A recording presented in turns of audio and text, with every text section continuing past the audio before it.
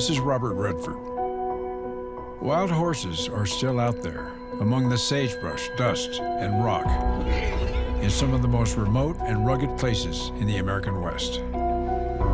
They remain an iconic symbol of freedom and strength. The journey of the American Mustang is a story of resilience, an epic battle for survival in a changing world.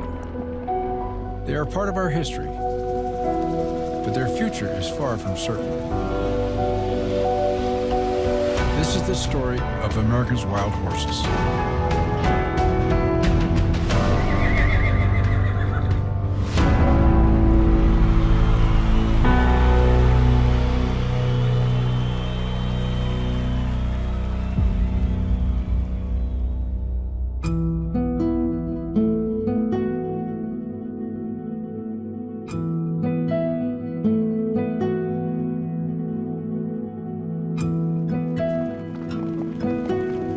When people ask me what my book is about, I say wild horses. And 90% of people will say, I didn't know there were wild horses.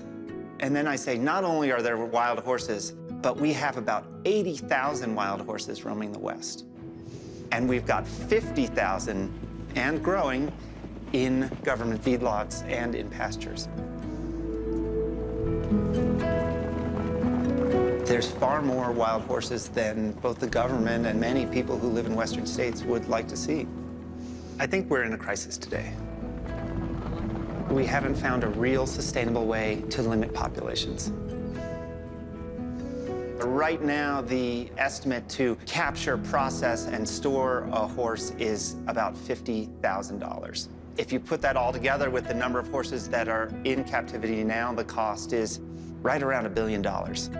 It's serious. If we don't do something, the number of herds is going to grow on the range. And eventually, I have no idea if that's at 100,000 or 200,000 or 300,000, but eventually, they are going to exhaust their resources and they're going to die off.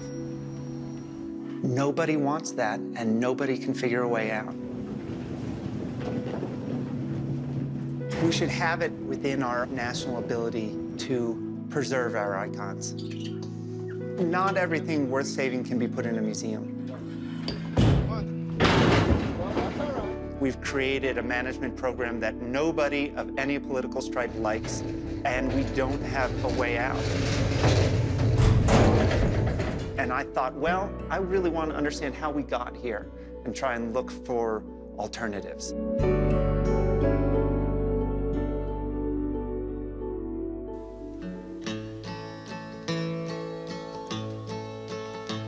I ride no paint, I laid no dam. I'm going to Montana to throw the hula hand. The first Americans going into the prairies in the early 1800s encountered herds of horses that they described like waves in the ocean. Herds that would take hours to pass by. Historically, the Mustangs roamed in vast numbers when they got loose from the first Spanish settlers. You can think of the New Mexico Spanish landholdings as this fountain of wild horses. Tribes that first got the horses had something that everybody wanted, and so they would trade to the tribes of the plains.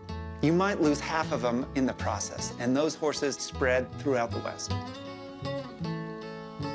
The Mustang really became an embodiment for some of the values that we admired. He was strong, fast. He was the king of the plains. Tie my bones to the saddle, face my pony to the west, and we'll both ride the country that we love the best.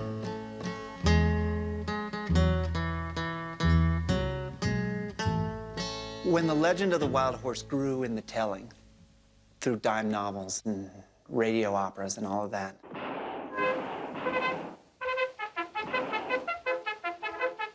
the bad guy never rides a wild horse. It's only the good guy who rides the wild horse. The Lone Ranger rides a wild horse, but it's not because he roped him. It's because he rescued him. The wild horse still couldn't be conquered, but it would submit to a person who was true of heart.